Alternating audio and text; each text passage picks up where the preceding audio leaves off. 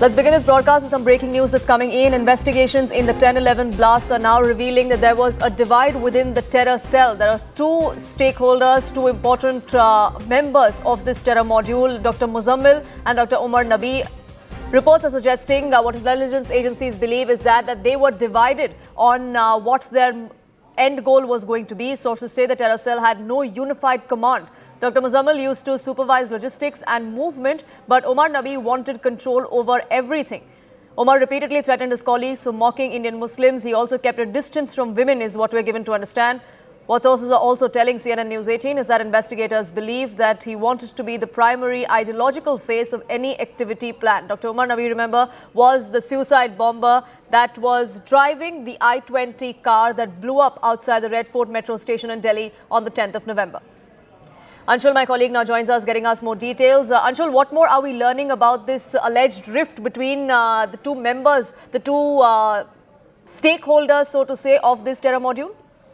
Well, the information that has come in, it very clearly shows us that the manner in which this entire operation was going on actually for a very long time inside the university itself, and both Muzammil and Umar were the people who were controlling these operations. But as soon as the date of the operation started to come close, there were divides that were seen between Muzammil and Umar, is what has come out in the investigation that has been carried out by the agencies at this point in time.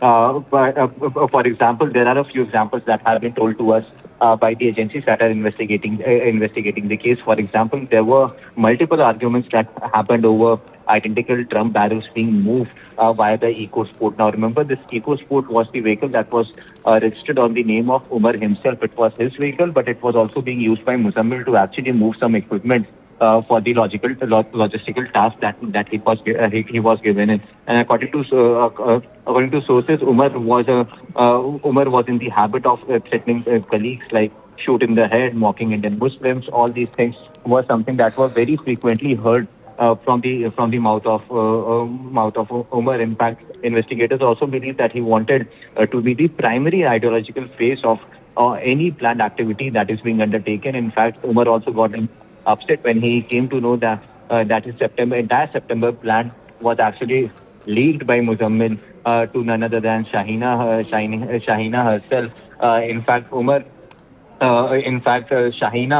first met Umar in 2021, and from there their interaction increased. She characterizes him as an outspoken and obnoxious person, is what Shahina has told the investigators at this point in time. In fact, Umar used to make bad comments about the Indian Muslims and accuse them of hypocrisy for supporting their country, and the government, instead of supporting his cause of the so-called fight for jihad. So all these things were happening right at the very end, due to and this could eventually be one of the reasons why their entire plan failed, and Jammu Kashmir police was able to reach Muzammil initially, and then was able to make sure that all the planning that they had done over the past many months, like arranging the ammonium hydroxide, and then eventually also going ahead and somewhere or the other planning to make several IITs that should detonate at the same time across different parts of the national capital and different parts of North India as well. So this entire plan was spoiled, probably because of the infighting that had started between Umar and Muzammil, and somewhere or the other, both of them wanted to be the face and take the credit, so-called credit of any instances that could have followed post if at all their plan had come to a success. Right, Anshul, do stay on with us.